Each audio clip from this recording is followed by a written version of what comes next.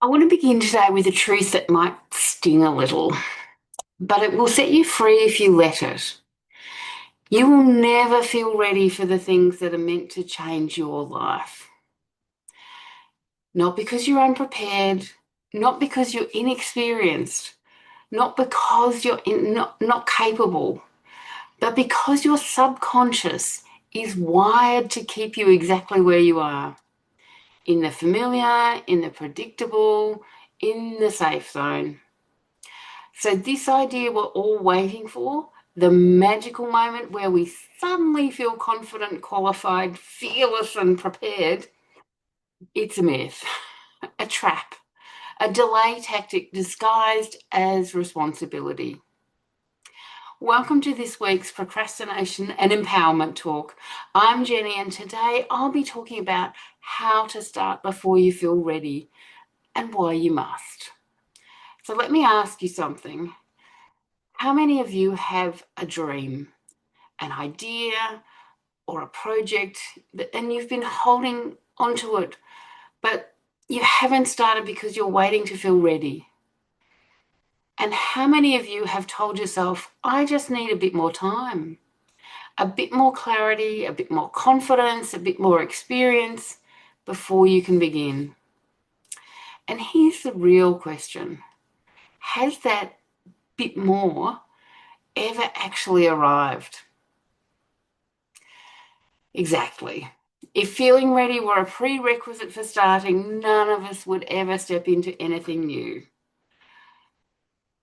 The lie we've been sold about readiness. Hi, Deborah. How are you doing today? Good, thank you.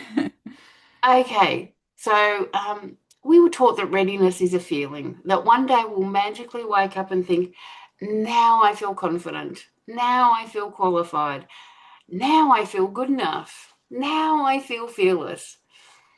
But unfortunately, life doesn't work that way. Confidence isn't something you wait for, it's something you build. Readiness isn't something you feel first, it's something you feel after you begin. So, what is something you've been preparing for longer than you've been practicing? Because preparation feels safe and practicing feels vulnerable. And vulnerability is where growth begins, but it's also where fear gets loud. So, secondly, the illusion of I need more.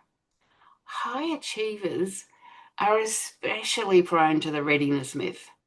You tell yourself, I need another certificate. I need more experience. I need more evidence. I need more clarity. I need more confidence. But underneath all of these needs is usually one deeper belief: I'm afraid I won't be good enough. And that fear masquerades as preparation. So when you think about things you want to start, what is the more you tell yourself you need before you're allowed to take the first step? Have a think about it, because this is what you need to identify. Whatever came up, that is not a requirement. It is a delay. And the third thing is the real reason you don't feel ready. You are not actually unready. You are unpracticed. You are unfamiliar. You are uncomfortable. You are new. And new will always feel like not ready. This is not a personal flaw. It's just human biology. But this is where your power comes in. You don't have to wait for the fear to disappear. You don't have to wait for your confidence to magically spike. And you don't have to wait until you're certain. You can begin anew anyway. So, why you don't feel ready? If readiness isn't a feeling, and if waiting for readiness keeps you stuck, then the next question becomes, why do we feel so unready in the first place? Where does that sensation come from? Why is it so convincing? And why does it hold so much power over us? In the next section, we're going to dive into the psychology and have a look at the fear patterns, the internal conditioning, and that makes readiness feel impossible, and why none of those things deserve to dictate your future anymore. So, if readiness is a myth, why does it feel so real? Why does it feel like something you're missing? Why does it feel like something everyone else has except for you? Why does it feel like you are somehow uniquely unprepared? So let's have a look at it lovingly, clearly, and honestly. You don't feel ready because your brain is trying to protect you. Your subconscious number one job is not to help you succeed, it's to help you survive. So when you try to do something new, start a business, raise your prices, launch something, show up online, your subconscious interprets that as new equals uncertain. Uncertain equals risky, and risky equals danger. And your subconscious definition of safety and danger are likely totally outdated. They're like quite often the safety and danger don't get updated along the way. They might get tweaked a little bit along the way automatically, but it can quite often be definitions that you've had from your childhood for years, decades even, and they need to be looked at and updated. Need to be looked at critically to see whether or not they're still appropriate. And so you can have your subconscious whispering to you, not yet, you're not ready, just wait, prepare more, learn more first. So when you think about the thing you want to start, do you feel excitement first or fear first? Most people feel fear because biologically that's what your system is wired to do. And this is not a confidence issue, it's a survival response. So you often don't feel ready because you've been taught to fear mistakes. I know I certainly was. Think about your childhood, your early years of childhood before school, then during your schooling, and your early career times. Most of us were raised in a system where mistakes equals punishment, and sometimes harsh punishment. Wrong answers equals embarrassment. Trying things publicly equals risk. And being imperfect equals unsafe. So, of course, your subconscious has learned don't start until you're sure. What messages did you receive growing up about mistakes, failing, or getting things wrong? This conditioning follows you into adulthood and silently governs your ability to begin. And I know I learnt from a very young age, like I was told to be seen and not heard.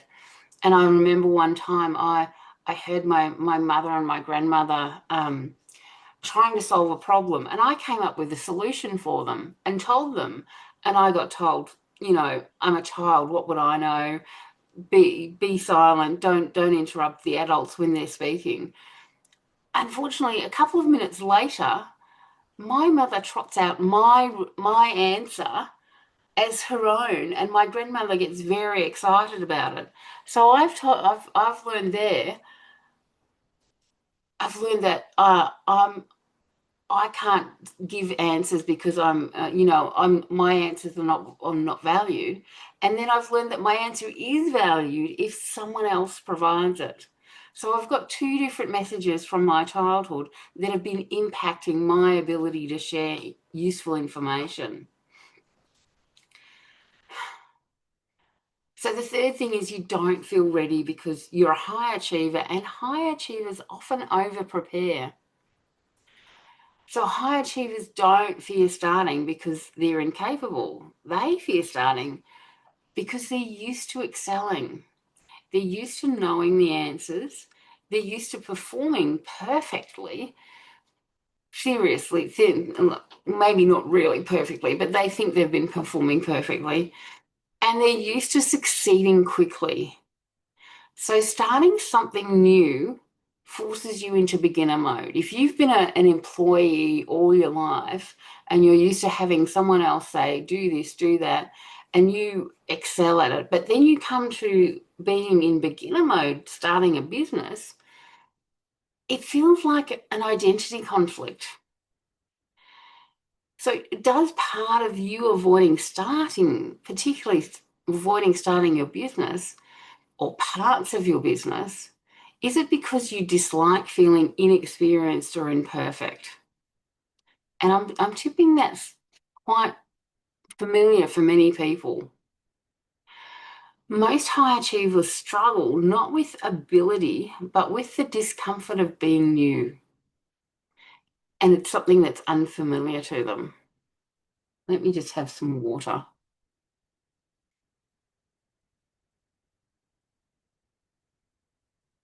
So the fourth thing is you don't feel ready because you've been comparing your beginning to someone else's middle. And this is so common. We scroll through social media and we see all these polished businesses, confident coaches, all these people who seemingly have clarity and they've got momentum and who look so ready for everything. And your brain is instantly thinking, see, I'm behind. I'm not ready like they are. I should wait until I'm at that level. But you're comparing your first step with someone else's hundredths. All those people who look so ready, they've been at it for a long, long time mostly. It's very rare that someone would come out brand new, never having run a business before, and instantly have amazing success. It's just not realistic. So, who do you compare yourself to when you think about starting? And how does that comparison impact your belief in your readiness? Because comparison kills momentum before it even begins. The fifth thing is you don't feel ready because you think readiness is an emotion, but it's actually a skill. And this is a big one. Readiness is not a feeling you wait for. It is a skill you develop. You feel ready after you try, after you take action, after you experiment, and after you gather evidence, and after you build trust with yourself, because a lot of people have lost trust in themselves. So, readiness is not a prerequisite, it's a byproduct of you actually taking action and getting started. So, have a think about that and let it land. So, let's take a breath. And I want you to have a think about what is the real reason you don't feel ready?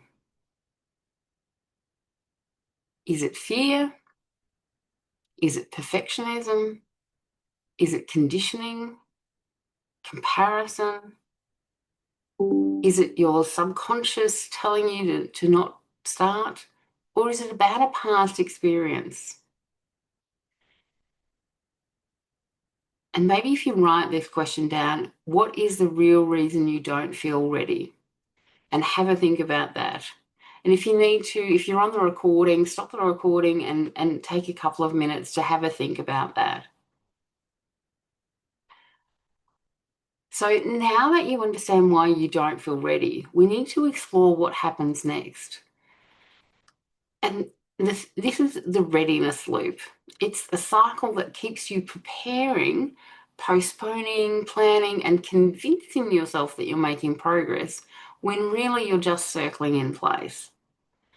In the next section, we're going to break down how the readiness loop traps you, why it feels productive, and how it stops you from taking the very action that would finally make you feel ready.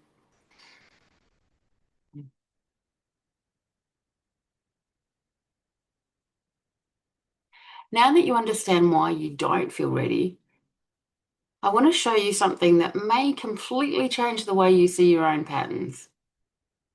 Because once you begin to feel unready, something predictable happens next.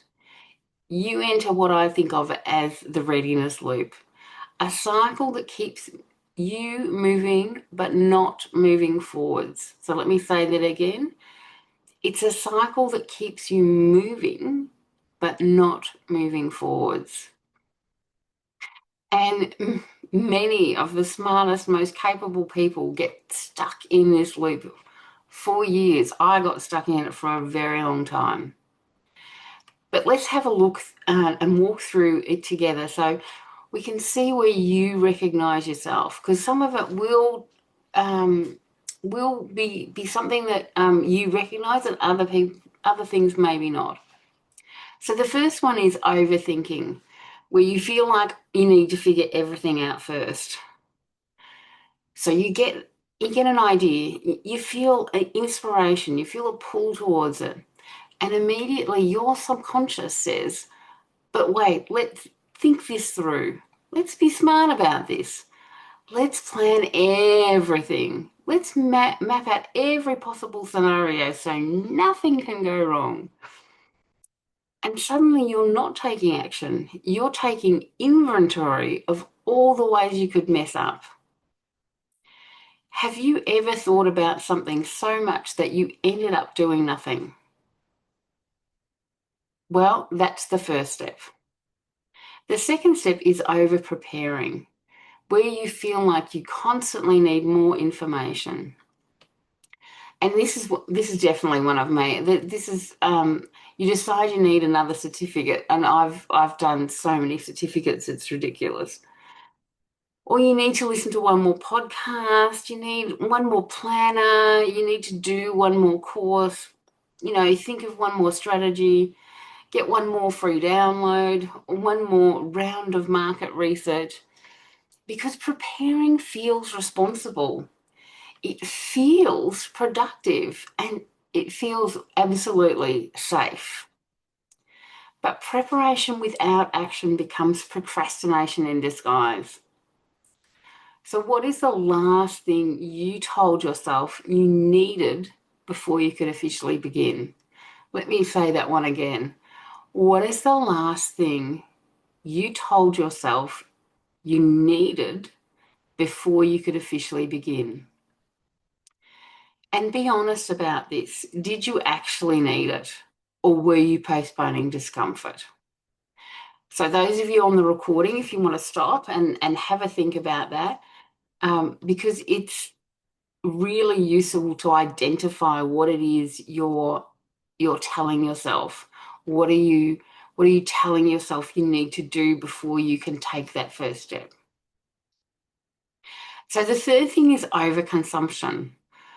And that's I need someone to tell me how. You go into learning mode and you tell yourself, once I learn how, then I'll start. Once I understand the full strategy, then I'll begin. And you're consuming books, trainings, podcasts, reels, masterclasses, YouTube videos, and you believe that more information will create more readiness. But you know what actually happens? You create information overload, and overwhelm becomes your new excuse for not taking action. So, how much information have you consumed without taking consistent action toward your dream? And I'm absolutely guilty of this. I've consumed many a course and read books. I've got so many books that I've also bought and not read. I don't know if anyone else has done that as well. But this is something to think about. At some point, you need to admit yourself that you actually do know a whole lot of stuff, and you need to stop and start taking action with that knowledge rather than seeking more knowledge. So step 4 is procrastination. You're telling yourself this isn't the right time. And the first thing to know about procrastination, and I only realised this a couple of weeks ago, is that procrastination is not in and of itself an issue. It is a solution. And you need to work out what the issue is that is triggering procrastination. One of the things is that the pressure to be perfect is constantly growing these days. So you look for better timing, or you think about once things calm down, after this busy period, when I have more time, when I feel more confident. But here's the truth. You don't procrastinate because you're lazy. And that's, that's just people judging you and or you judging yourself. But there might have been some time in your childhood where you were told you were being lazy when you were really just resting. Your procrastination is likely because your standards are unrealistic. And your procrastination is not defiance, it's self-protection. So, what have you been waiting for the right time to start, even though you know the right time doesn't actually exist? So, let me read that again. What have you been waiting for the right time to start, even though you know that time doesn't actually exist? Work out what are you waiting for, but also ask yourself, what are you maybe afraid of happening if you stop waiting?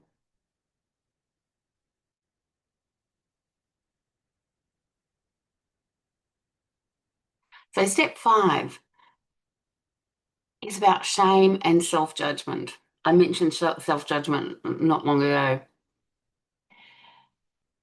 And you need to ask yourself, why can't I just start? And you'll be saying that. Some people say that all the time. But this is where it gets painful. You start judging yourself for not starting. You feel behind. You feel frustrated. You feel stuck. And you feel like everyone else is doing it right. You tell yourself, what is wrong with me? And you look out there and other people seem to be just taking action. And you ask yourself, maybe I'm not cut out for this. Shame fuels more avoidance, and avoidance fuels more shame.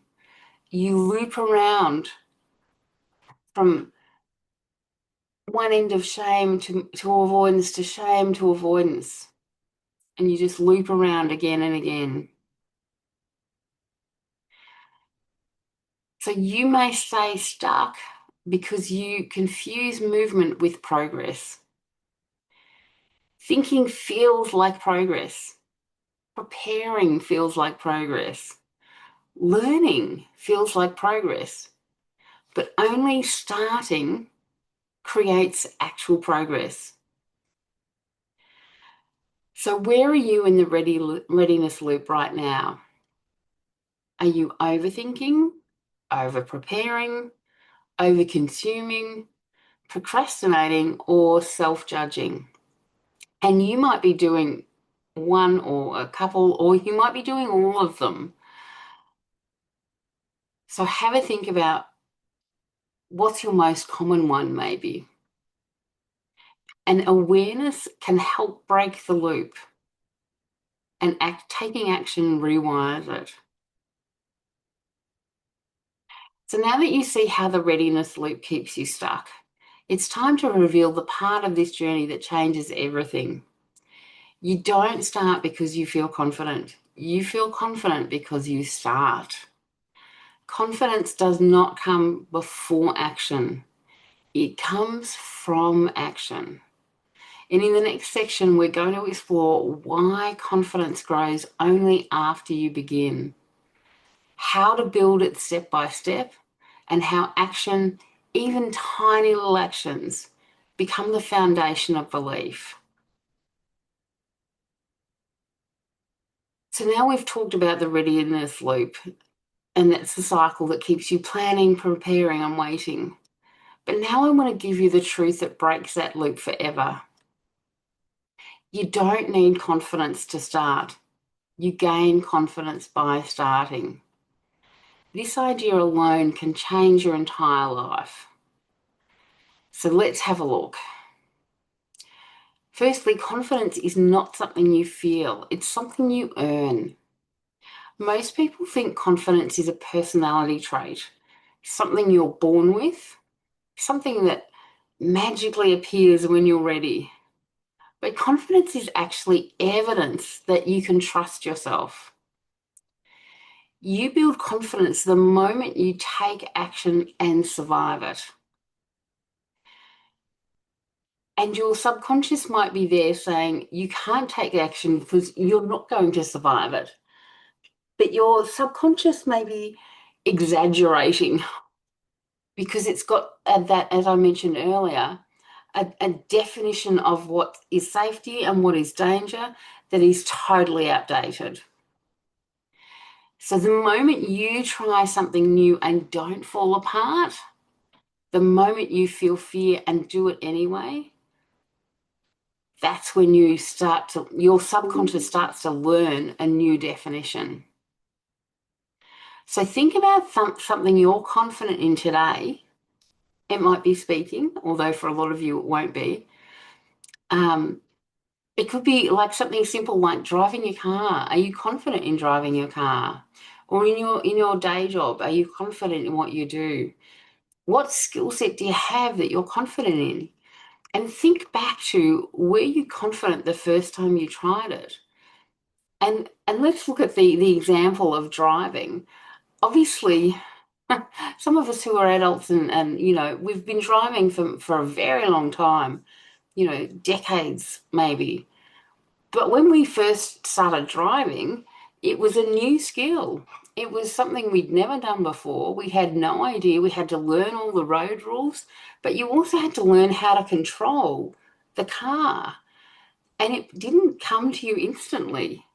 It didn't, it's like it wasn't there suddenly like that, and you knew how to drive. You had to practice over and over again, and you made mistakes, and you learned from those mistakes. And that's what you need to do with creating a business. You need to think of starting a business. If you've never started a business before, you need to think of it like learning how to drive. Something that you need to practice over and over again, and you need to make mistakes and learn from the mistakes. And with driving, the confidence came after. It was totally not there when you began.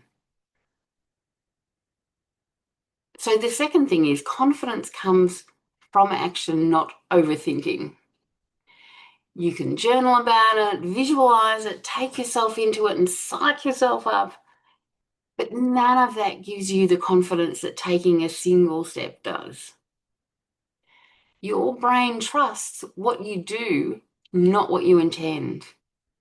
It trusts what you practice, not what you plan. And it trusts what you experience, not what you consume. So what is one thing you've been thinking about so much that you've convinced yourself you're not ready, even though one action would give you more clarity than all the thinking combined? So let me go through that again, because it was quite a long question. What is one thing you've been thinking about so much and you've convinced yourself you're not ready, even though taking one tiny action would give you more clarity than all the thinking combined? And again, if you're listening to the recording, stop the recording and actually take a couple of minutes to think about that, because it's very important.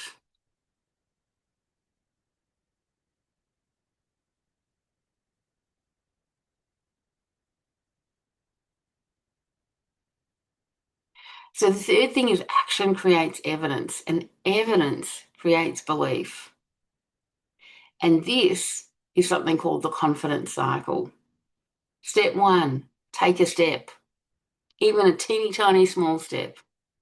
Step two, gather evidence, as in, I survived that.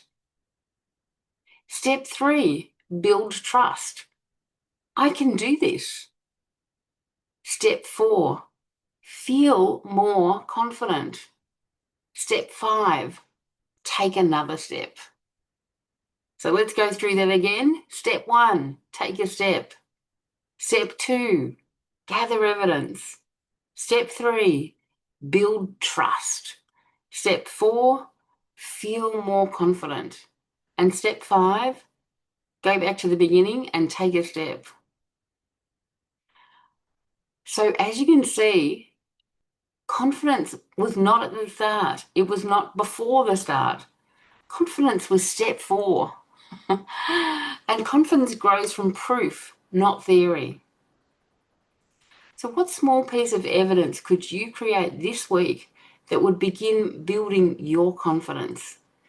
And do not start thinking that you need to take a massive leap out. I know so many people who are supposedly experts in procrastination and, tell you need to have the confidence and the courage and just take a massively big step. Jump way beyond where you are now. And it does not work. It does not work. It just encourages you to procrastinate more. So I encourage you, taking a step, make it a little teeny tiny step. And the advantage of taking a little teeny tiny step, it works regardless of what the size of the step. So it will work as a small step. And the small step is less likely to trigger a big response from your subconscious. If you're just going a teeny tiny bit outside of your comfort zone, you're going to get less of a response from your subconscious stopping you from doing that. So it's not about creating perfection. It's not about mastery. It's about just getting a little bit of action happening and then gathering the proof that it was okay to do that it was safe, that nothing tragically has happened. So the fourth thing is you don't need a big leap. You need a first step. So this is what I've been saying. Most people think confidence comes from a big dramatic action, but big actions require more confidence and it puts more pressure on the subconscious to take action to bring you back to safety. The real confident builders are small actions, doable steps, manageable little experiments, and imperfect beginnings. Tiny actions that whisper to your subconscious, see, that wasn't so bad. If you didn't have to be amazing, just willing, what a small step feels possible for you right now? Have a think about that. So let me repeat that again. If you didn't have to be amazing, just willing, what small step feels possible for you now?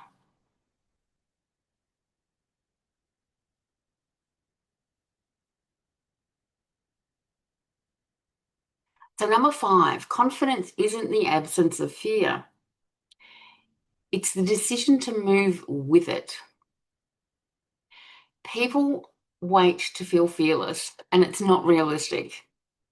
But fear is not a stop sign.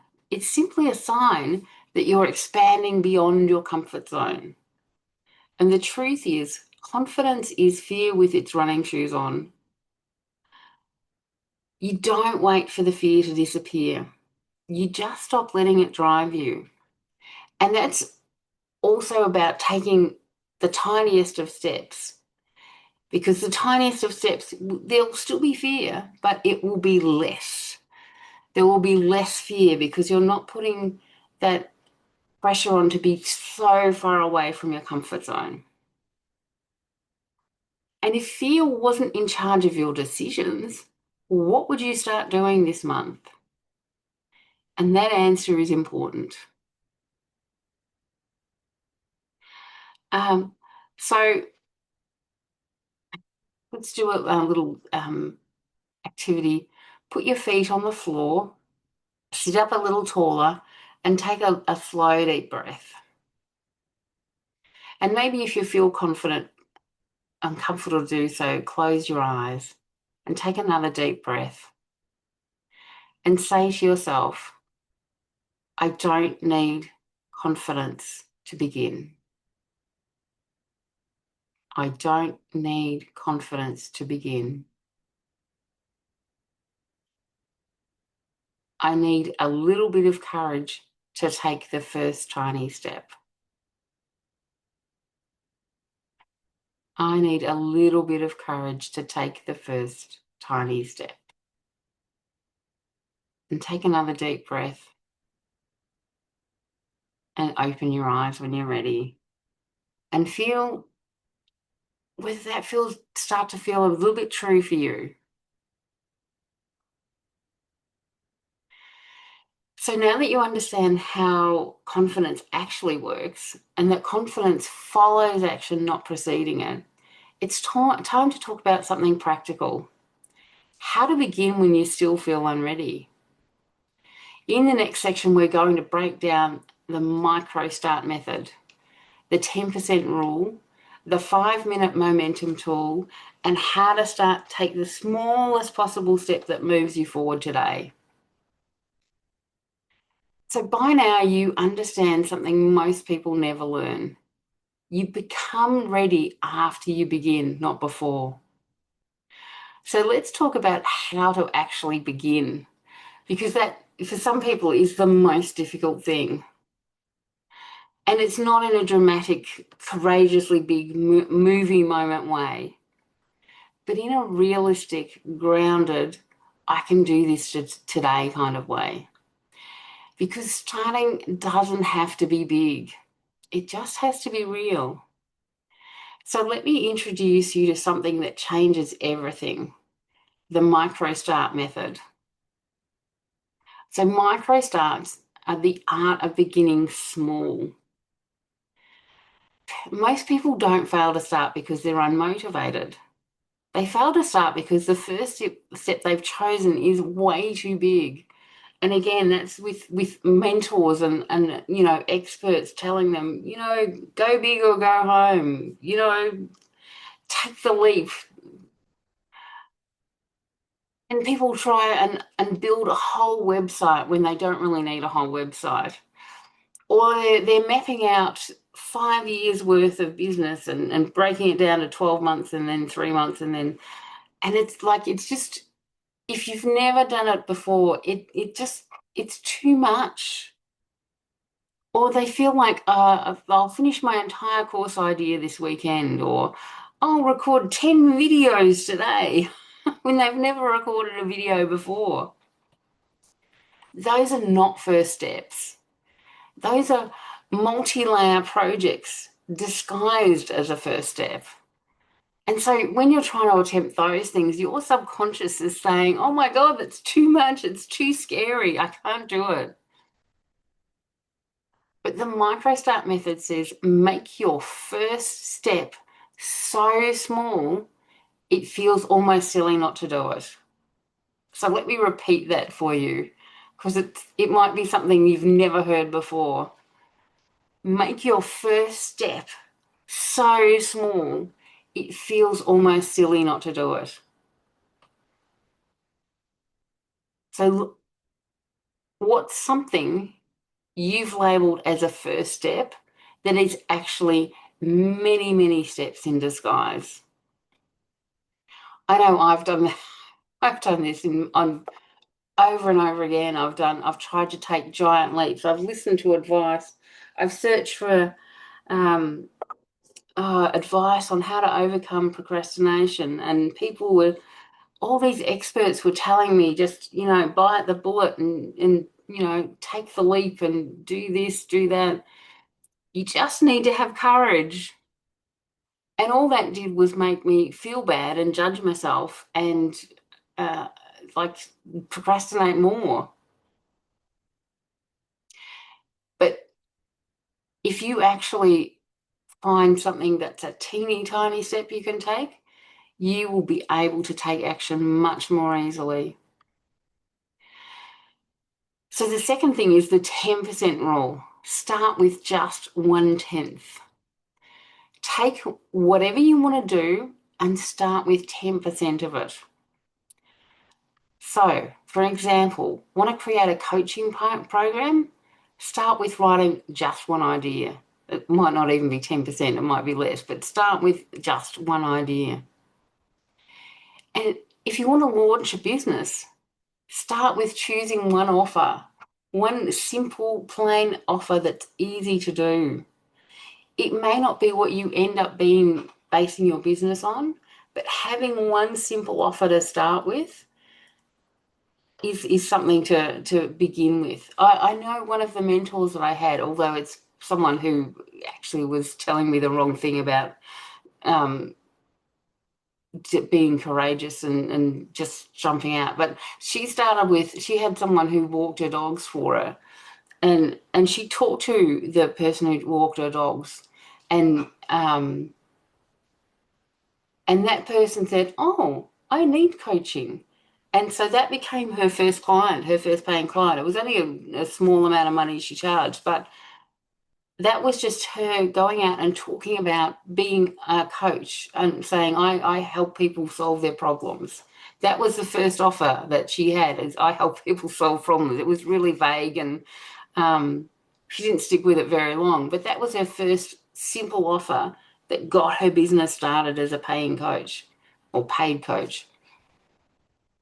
So don't try and launch a massively big, think that you need you everything worked out. Start with something simple. And if you want to start showing up online, start with writing one sentence, or even start with putting a quote up there. So it's not something that you've written, but it's something that is meaningful to you, and it shows the world a little bit about you, but it's a safe way to show a little bit about you. So 10% feels doable.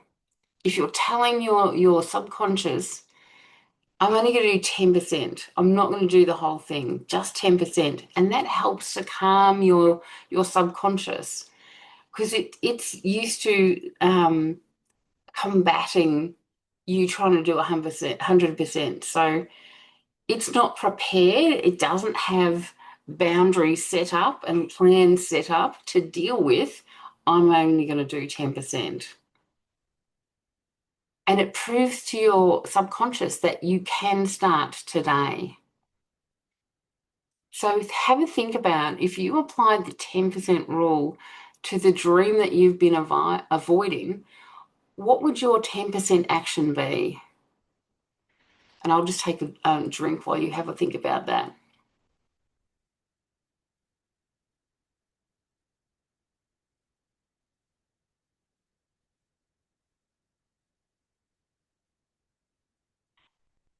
So the third thing is the 5-minute momentum method. And for some people, 10% still feels too big. So try this. Just keep breaking it down. Do something for just 5 minutes, and even put a timer on and stop the timer when it ends. And I'll show you, I've got this little, where you can see it in there, I've got this timer. It's got 1 minute, 5 minute, 10 minutes, 25 minutes, and so on. So this is a really good thing. I got this I think I got it on Amazon, and it wasn't that expensive. And it's really easy to just roll it to the right time and get it started. And doing that is, it's like it's less threatening to your subconscious. So we're trying to counter your subconscious's definition of safety and danger. 5 minutes is not going to challenge your subconscious. It's not threatening to your subconscious. So your subconscious can't rationally resist you taking 5 minutes of action. But the thing is, once you start taking that action, even when your little alarm goes off, you can just turn it off and just carry on with what you're doing. And quite often that's enough to get you to build some momentum and get some stuff happening. And once you do that, and you can do this every day when you're starting, you can start with a 5-minute action taking. And action creates a new identity. 5 minutes at a time transforms your self-belief. So have a think about what could you do for just 5 minutes a day that would get you started and get you moving forward. And then you may end up doing more. But like even just taking the 5 minutes gives you more evidence that you can do that safely. So maybe write yourself a little list. So if you're on the recording, stop the recording and make yourself a little list of 5-minute actions you can do. And if you can, get yourself a timer, even if you use your stove timer, like just use something, or there'd be a timer on your phone probably, or on your computer. Find yourself a timer and get moving with those 5-minute actions. So the fourth thing is the starter version strategy. Here you don't have to create the polished version. You just need a starter version. Think about a messy first draft, a rough outline, a voice memo idea, a basic simple landing page. So like using a template and just maybe tweaking the colors a little bit, but leaving it almost as it is. Because with landing pages, as soon as you publish it, you've got it out there and it's live and it can be found. And you can change it. Like you don't have to stick with the first landing page you put out there, but having it out there and published means that people can find you. And other ideas can be a low pressure post, like I suggested, a quote, or just a simple idea.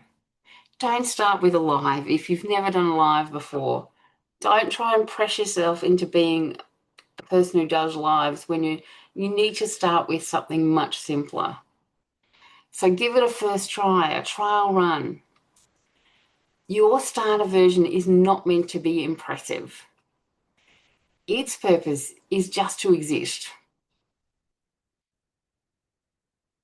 And it's to give you a beginner version. And it's to give you a version that's not high pressure. So what is a starter version of something you want to create? What would it look like if it didn't have to be perfect? And use that term to, like, when you're creating something, because that tells your subconscious that you're not working on the perfect version. You're working on a little tester version. So the fifth one is the 24-hour commitment. So here, choose one tiny action and commit to taking it in the next 24 hours. Not next month, not next quarter, not when things calm down, within 24 hours. Because momentum dies when it waits. So think about one action, a tiny, simple, realistic action that you can commit to taking in the next 24 hours.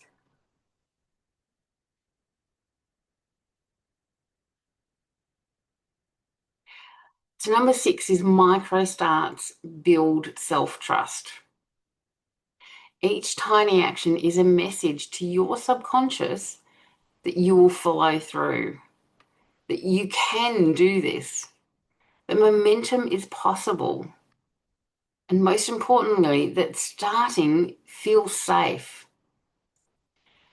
and that you're becoming the person who takes action.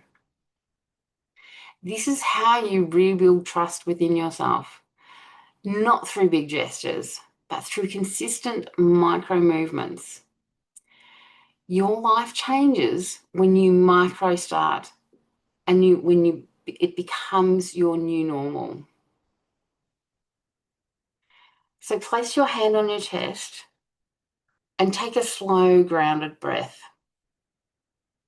and say to yourself, I can start small. Small is enough. Small moves me forward. So let's say that again. I can start small. Small is enough, and small moves me forward. Because small steps compound into massive transformation. So now that you know exactly how to begin with micro steps that feel safe, realistic, and doable, there's something else we need to talk about. The emotional walls that rise up the moment you try to begin.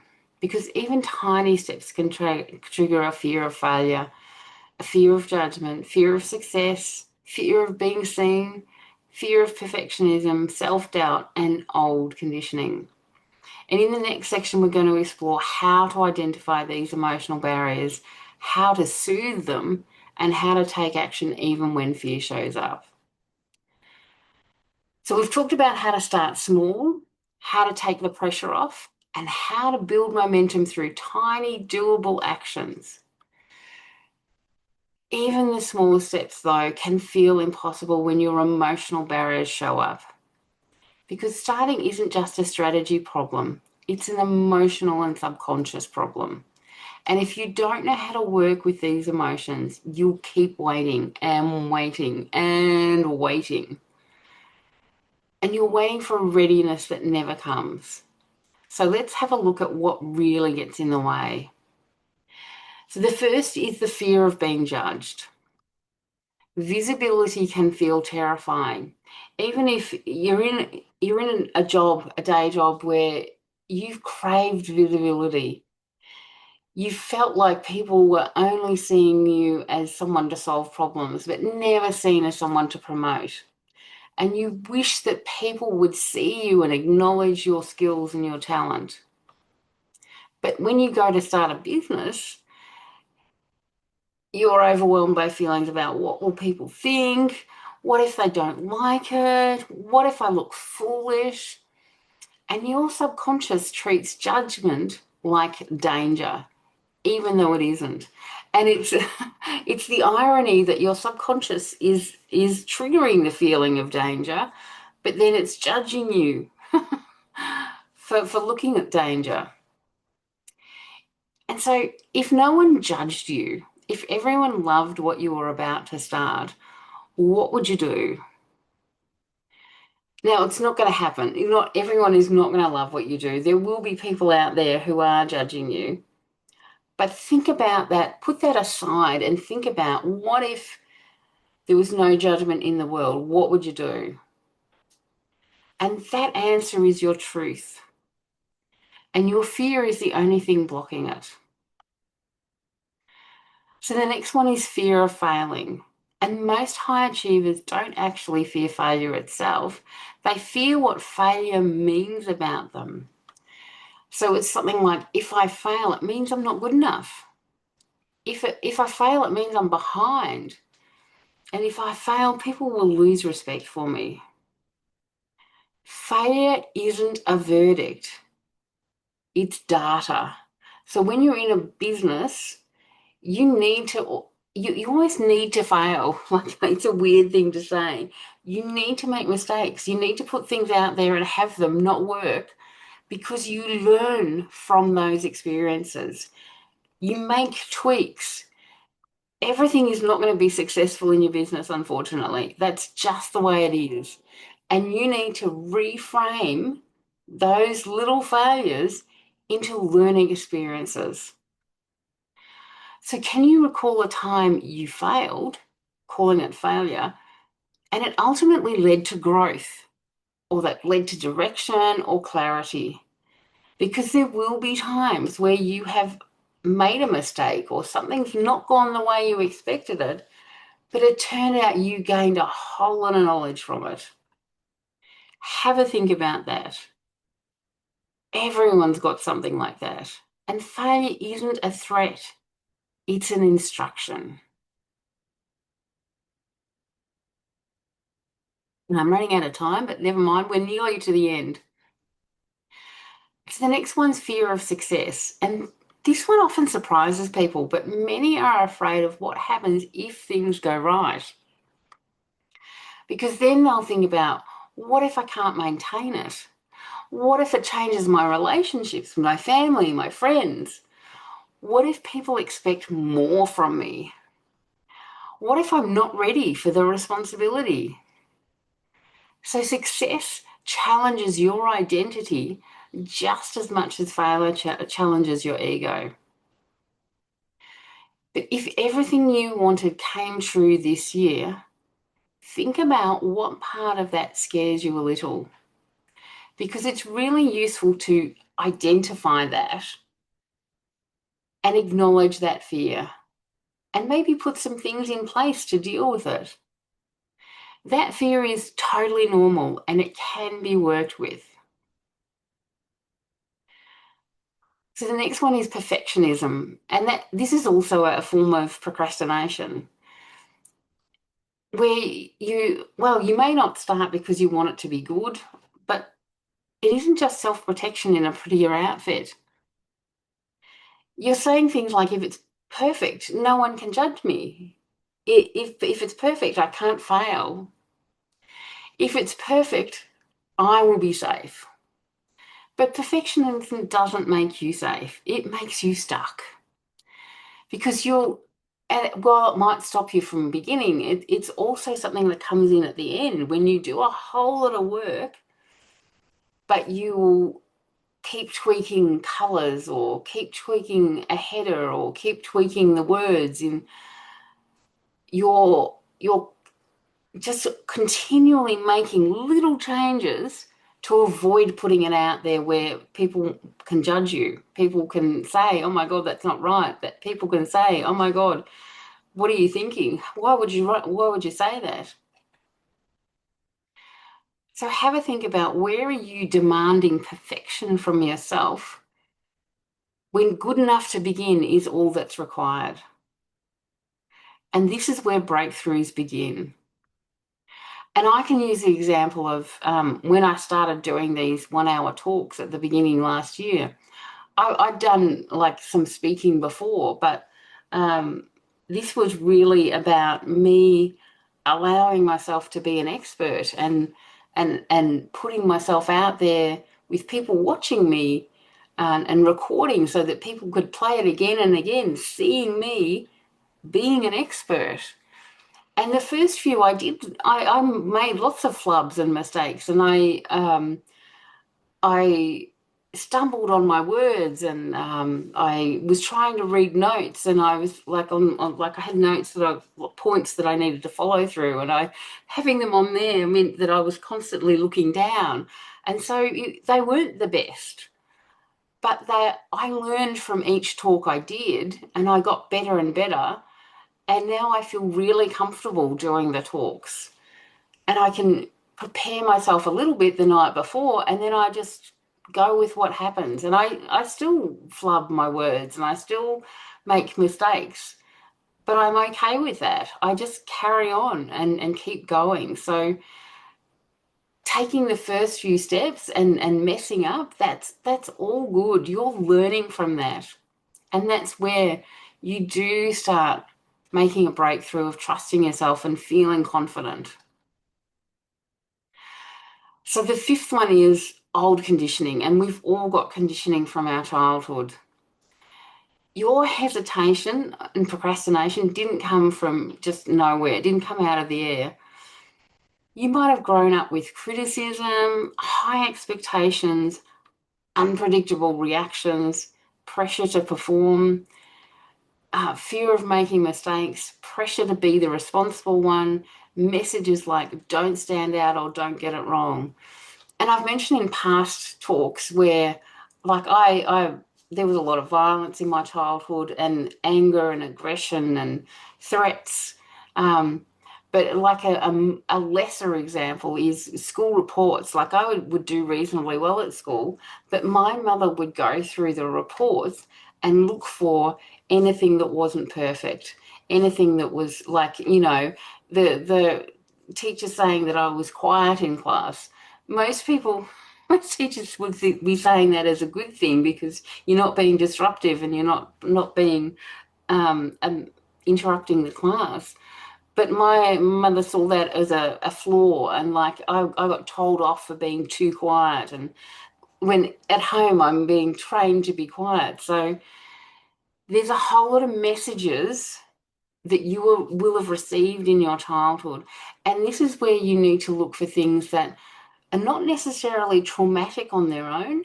It can just be little things that people said over and over again, and it's conditioned you to be a certain way.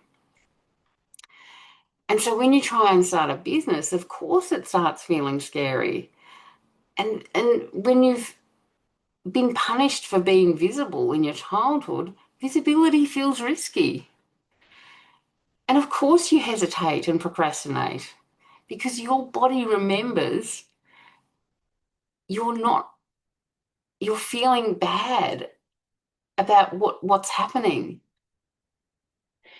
So have a think about what old messages from your past are still echoing in your mind when you think about starting something new. And there's one thing, if you struggle to find this, um, I've tried it when I used to judge myself for not being able to meditate, but now I use meditation a different way. So I sit and try and quiet my mind, and but I'll focus on how to be successful in business, and then I'll close my eyes and try to meditate, and my brain will come up with, "You're not good enough. This is not, your ideas are not good enough." And so you need to only like try and meditate for a couple of minutes, and your subconscious will very helpfully tell you all the things that it's normally saying to you when it's just kind of whizzing by and it's hard to identify it.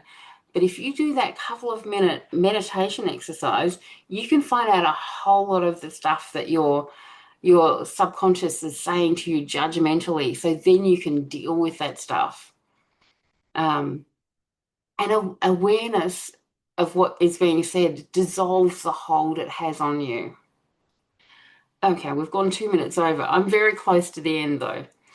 So the next one is your subconscious isn't on board. And when your subconscious doesn't feel safe, you will procrastinate, you freeze, you self-sabotage, you avoid, you get busy with everything except the real thing. And I used to start doing something at my computer, and then a few minutes later I'd find myself out doing vacuuming or, some sort of putting the dishwasher on or whatever. And this is not a motivation problem. This is your subconscious saying, this feels like danger. So before you take action, it's helpful to regulate your emotions. So you can try deep breathing. So just close your eyes and do a few deep breaths, or grounding yourself. That's where you're like when you're sitting in the chair, put your feet on the floor, feel your feet touching the floor, feel yourself sitting in the chair, and that's grounding yourself in there.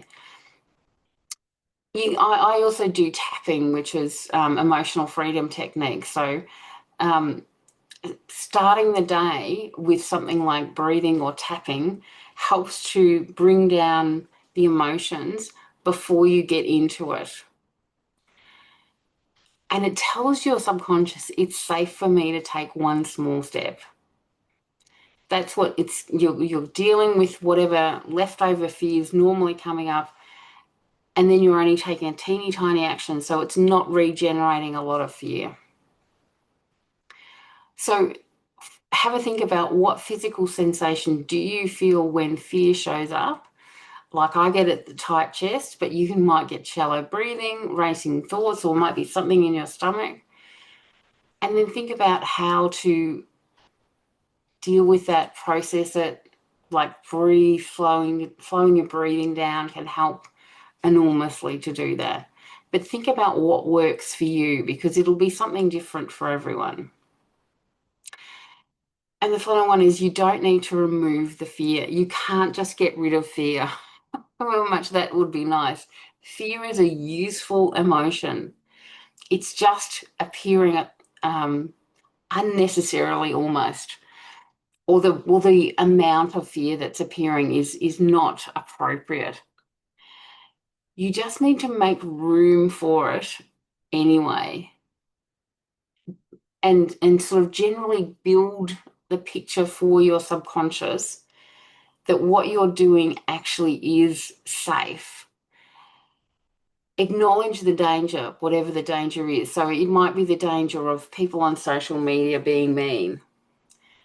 People, and there will always be, unfortunately, people on social media being mean. You need to acknowledge the fact that they're there and that they are not your avatar. They are not the people you're trying to attract. And on social media, you can block people. You can block people. However, a thought I had the other day is that the more people who are responding to your posts, the more popular your posts become. So even if it's people saying uh, nasty things to you, you can write back to them and say, thank you for promoting my post. And they may well disappear on their own. They will be surprised by that answer, no doubt. But the more people you have responding to your posts, doesn't matter whether they're agreeing or disagreeing, or being mean or being nice. If there are people responding to your post, that's promoting your post. Go with it. So you just need to create enough emotional space to take the next small step. Not the big move, not the whole plan, just the next tiny little action. That's all. So now what your ambition wants, what your subconscious can handle, that's your doorway. So now that you understand the emotional side of starting and how to honor your subconscious as you take action, there's one final moment that truly shapes your future. The moment you decide to begin, decide to stop waiting, decide to move imperfectly, bravely, authentically. And in this final section, we'll bring everything together and create the shift that allows you to step into your next chapter with clarity and courage.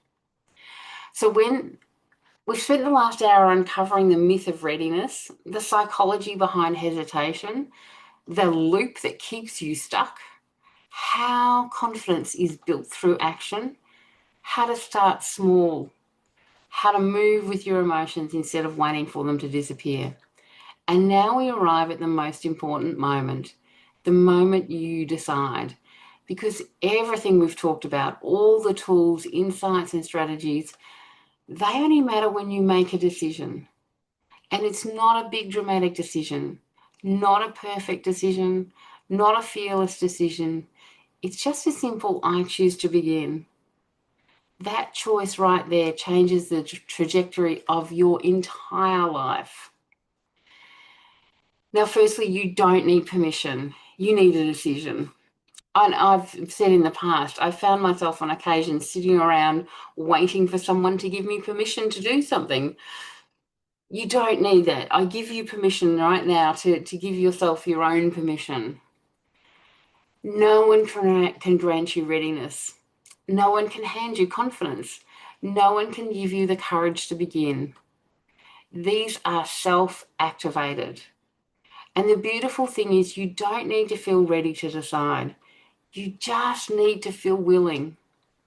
Let me ask you, gently and honestly, what have you been waiting for permission to do?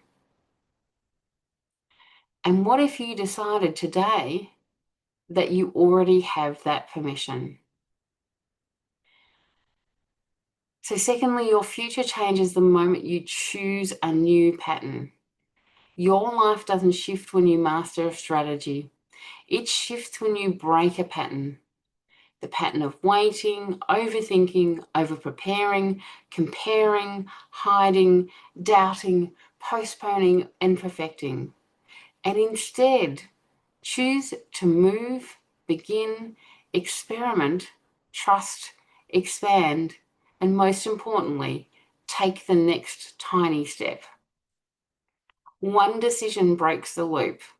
One action rewrites your identity. One moment changes your direction. If you decided today to begin, what door would open for you? So you are one small step away from momentum. Most people wait for a sign or for clarity, confidence, or timing, readiness. But the truth is, momentum isn't found, it's created by you in small steps, taken consistently, starting today. You don't need a plan for the whole year. You don't need total clarity. You don't need the perfect idea. You just need the next step. So, what is one small step? Just one that you commit to taking in the next 24 hours to move this forward. Hold on to that answer. That is the beginning of your new life. And fourth, you don't need to erase your fear. You just need to move with it. Fear doesn't disqualify you. It doesn't mean you're not ready. It doesn't mean you're weak. Fear means you're growing beyond who you've been. Fear means you're stepping into possibility. And fear means you're expanding your identity. It's a sign you're on the right path, not a sign to turn back. So if fear were not a stop sign but a companion, what would you allow yourself to begin? That's your truth speaking. So a moment of declaration. Place your hand on your heart and take a slow, intentional breath and repeat softly or internally, I do not wait to feel ready. I create readiness through action. I choose to begin. I choose to trust myself. I choose to take the next step. So this is your turning point. Your life doesn't change when you feel ready. It changes when you decide. And today you decided. You are already in motion. You are already becoming. You are already on your way. Thank you for choosing yourself today. And your next chapter starts now.